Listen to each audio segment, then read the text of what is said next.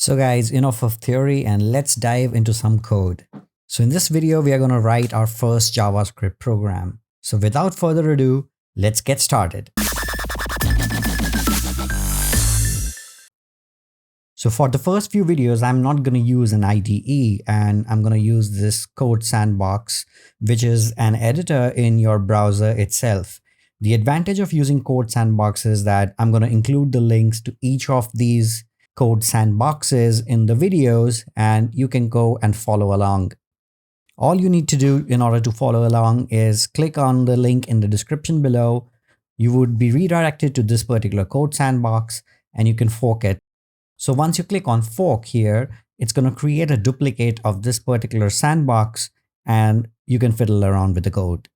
After a few lessons, once you get the hook of what's happening here, we would move to a full-blown IDE and we're going to configure it as well.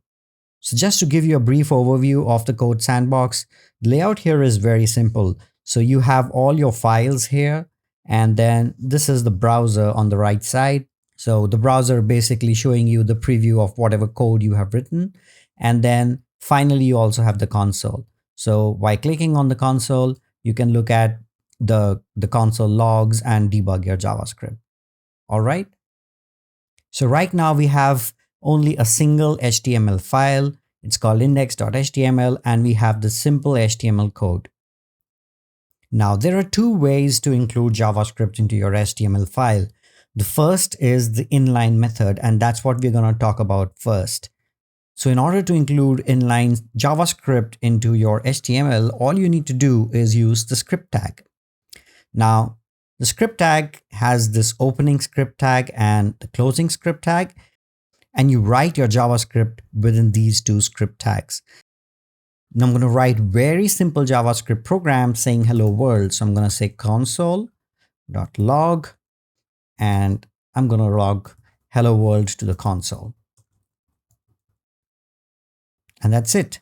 So once I save this, it's going to show hello world in my console. So voila, we've written our first hello world program in JavaScript. Now, you must be wondering what this console log is. So console log is a function which helps you log anything to the console in JavaScript. We would be using this quite often during the entire course and we would learn more about functions.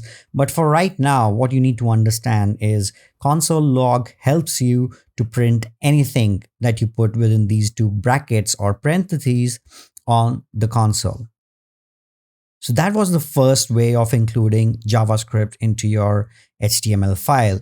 Now we're going to look at another way of including JavaScript into your HTML file, which we would be using most often. For that, I'm going to comment out these lines here and I'm going to create a new file. I'm going to name this file as index.js. So this is a JavaScript file, has the .js extension. And now I can write all my JavaScript in this JavaScript file without using the script tags. So I can say console.log and let's say hello world from JS file. All right. So if you notice here, I haven't used the script tag. But now we need to attach this index.javascript file into the index.html file in order to see the results. Let me clear the console. Now you see hello world.js file is not printing here. So what I'm going to do is I'm going to go to my index.html file. We are going to use the same script tag. So let me type the script tag. Now, the only difference that's going to be here is going to be that we have to define the source of our JavaScript. And for that, the script tag has an src attribute. Now, within these two quotations, I have to mention the path to my index.js file.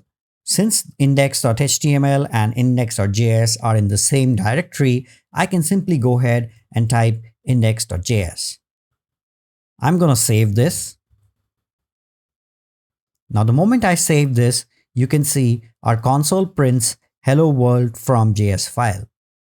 Now, there are many more attributes that you can add to the script tag, and that's what we're going to have a look at in our next video. I hope this one was clear. I'll see you in the next one.